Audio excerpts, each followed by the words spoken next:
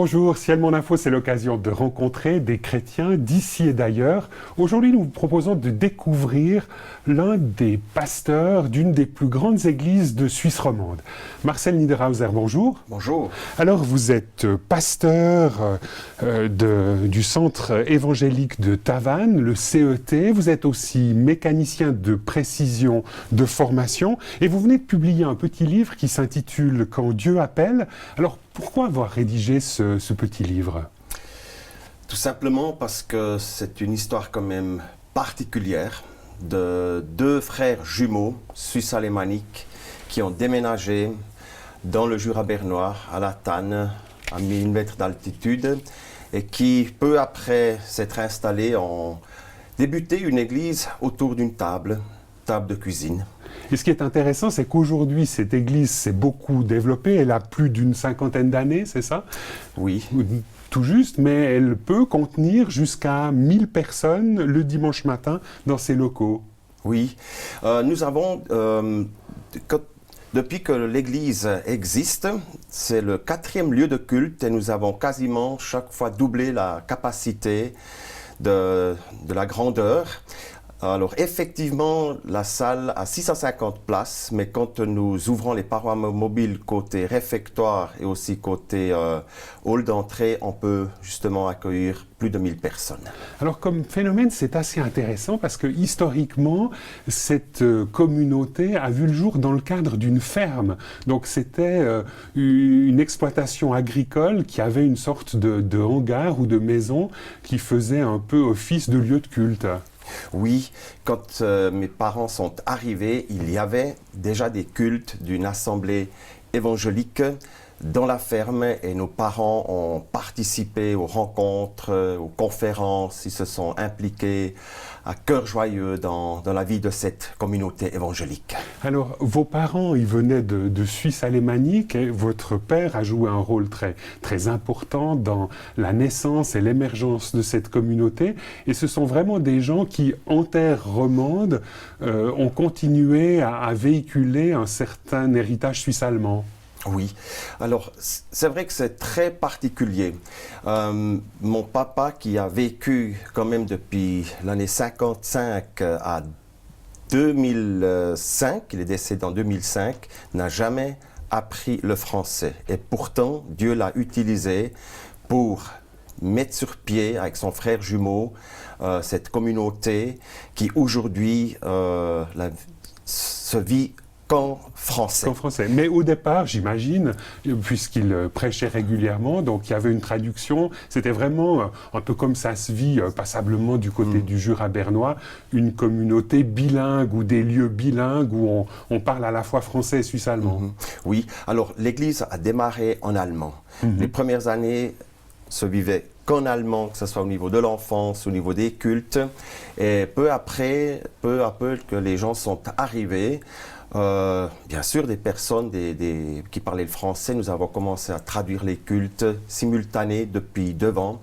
Et maintenant, on traduit toujours en allemand, mais par écouteur. On a gardé un peu cette vocation de l'église bilingue dans notre région. Alors aujourd'hui, vous avez ce nouveau bâtiment, hein, il a été construit, je crois que vous l'avez inauguré en 2014, c'est ça? 2015. 2015. Et finalement, vous accueillez chaque dimanche beaucoup de personnes. Si vous aviez en 2 mots à décliner un peu l'identité de votre communauté, qu'est-ce que vous diriez? Alors nous sommes une église charismatique, pentecôtiste, mais je dirais plutôt modérée. Nous avons beaucoup à cœur l'accompagnement des personnes souffrantes. Une quinzaine de personnes sont impliquées dans la relation d'aide et je pense que c'est un moyen quand même qui fait que les personnes viennent et cherchent de l'aide.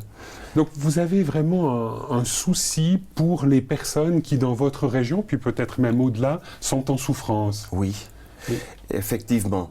Dans ce sens-là, en parallèle avec l'accompagnement des personnes souffrantes, nous avons aussi 90 intercesseurs qui reçoivent entre 1 et 5 sujets de prière par semaine. Et je dirais le 90 à 95% des demandes de prière sont de la part des gens de l'extérieur, des amis, des collègues de travail, des voisins, etc. Donc, expliquez-moi un petit peu comment ça se passe. Donc ces 90 intercesseurs, ce sont des gens qui, lorsqu'ils ont reçu un sujet, un thème pour la prière, vont passer du temps pour quelque part présenter la demande, présenter les personnes peut-être devant Dieu. Oui, donc en principe, les demandes me sont adressées à moi personnellement par les membres de l'Église et je les communique tout simplement aux 90 intercesseurs. Alors c'est vrai que suivant la demande, il n'y a pas forcément les 90 intercesseurs qui vont passer beaucoup de temps dans l'intercession, mais avec autant d'intercesseurs, il y a toujours un groupe de personnes qui sera très sensible pour, par exemple, un couple qui vit une situation difficile ou bien une maladie d'une personne particulière, etc. Alors vous-même, Marcel Niederhauser, vous êtes de formation mécanicien de précision. Vous avez travaillé pendant quelques années dans des grandes usines de la région du Jura bernois. Qu'est-ce qui fait qu'aujourd'hui, vous êtes pasteur de cette grande communauté ? Alors, je dirais le déclencheur, c'est que j'ai grandi justement dans une famille dont mes parents, mon papa était pasteur, fondateur de cette église. Et très rapidement, j'étais intéressé par ce qui se passait à l'église. Je me souviens d'ailleurs que lorsque nous étions les 12 enfants des deux familles sur cette ferme... Oui, vous le racontez un petit peu dans votre livre, hein, vous jouiez au pasteur, c'est ça ? Exactement. On faisait des cultes, je priais avec mes frères, avec mes cousins, cousines. On partageait même la Sainte Seine avec du pain et de l'ovomaltine. C'est quelque chose qui m'avait toujours énormément enthousiasmé, c'est vrai. Et deuxièmement, moi je dirais la vocation qui est d'une part qui était sur mon papa, sur mes parents, et que je ressens aussi très très fort. C'est ça qui m'a poussé plus tard, après 20 ans d'usine, de m'engager à 100% dans le ministère pastoral. Et là, comme plusieurs pasteurs un peu de grandes églises de Suisse romande, de grandes églises évangéliques, vous n'avez pas une formation théologique hyper développée. Bon, vous avez fait une école dans le cadre de Jeunesse en Mission, mais on sent plutôt chez vous quelqu'un d'enraciné dans une terre avec une vocation, comme vous le disiez, et vraiment un désir de servir Dieu dans son cadre et dans son environnement. Ouais. Jean-Claude Chablot, dans un des cultes, il n'y a pas longtemps, nous disait « On sent que cette église est une église de compassion ». Cette compassion a été fortement habitée par mon papa, qui accompagnait des centaines, voire des milliers de personnes. C'est vrai que ni mon papa, ni moi-même, on a eu l'occasion de faire une formation. Moi, je dis toujours, quelqu'un qui a une réelle vocation, un réel appel, avec une bonne formation, c'est le top, mais c'est plus difficile pour quelqu'un qui n'a pas de vocation, mais une formation, que quelqu'un qui a la vocation sans formation. Alors les deux, c'est le top. Par contre, là où j'ai beaucoup profité, c'est quand même de l'exemple que j'ai eu avec mon papa, qui était un homme de paix, un homme de prière, un homme rempli de compassion, un homme qui avait un grand cœur. Ensuite, j'ai beaucoup profité aussi des orateurs de passage. Oui, donc vous êtes un peu dans cette dynamique où vous êtes inscrit dans un réseau de prédicateurs avec, bon, vous parliez tout à l'heure de Jean-Claude Chablot, qui a été président de l'Alliance évangélique en Suisse romande, donc un peu des grandes figures du monde évangélique qui venaient régulièrement prêcher dans votre église. Donc finalement, vous avez bénéficié de l'apport de ces pasteurs-là. Alors effectivement. Je pense à Maurice Rey, qui pendant une trentaine d'années nous a visités régulièrement une fois par année. Je pense à Michel Renevier, je pense à Jean-Claude Chablot et à bien d'autres. Et ces visites, ces passages chez nous faisaient partie de ma formation. J'ai beaucoup écouté ces orateurs de passage, comment ils expliquent la parole, comment ils prient avec les personnes malades, comment ils conseillent. Pour moi, c'était ma formation, je dirais, avec bien sûr mon papa à côté de moi. Qui m'a beaucoup aidé.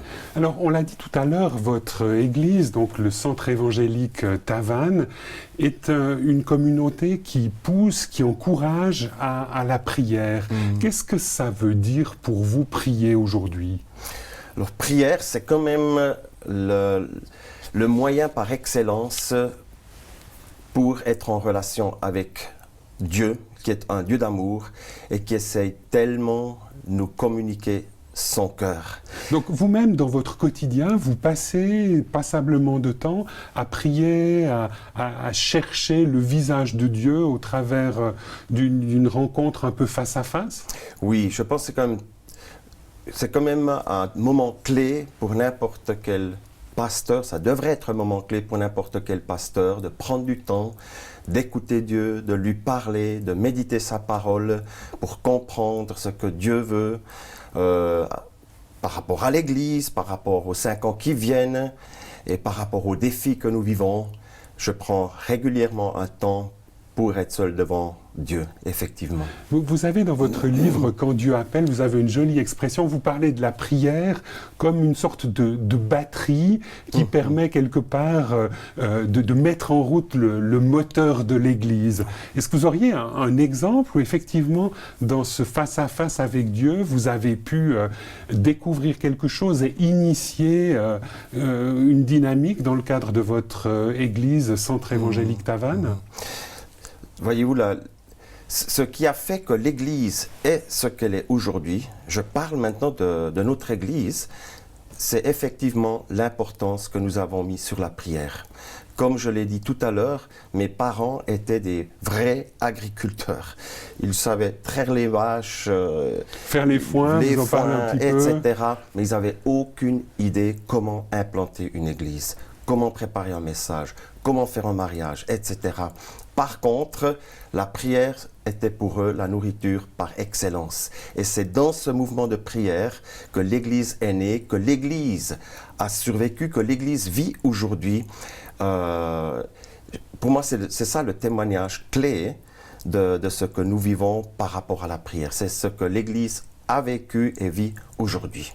Alors quand vous parlez de prière, j'entends qu'est-ce que vous découvrez concrètement dans vos face-à-face avec Dieu? Quel est le Dieu que vous priez? Quel est le Dieu auprès duquel vous apportez vos demandes et que vous écoutez?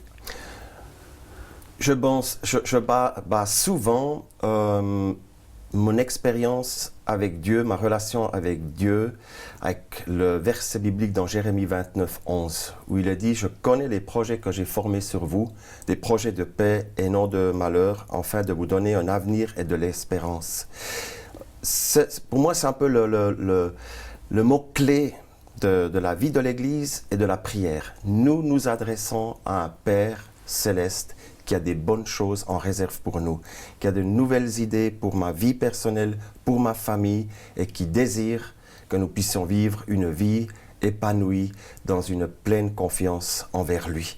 C'est ça qui me fait chaud au cœur de m'adresser à un Papa céleste qui a des bonnes choses en réserve pour chacune de nos vies. Marcel Niederhauser, merci beaucoup de nous avoir rejoints sur ce plateau de Ciellement l'Info.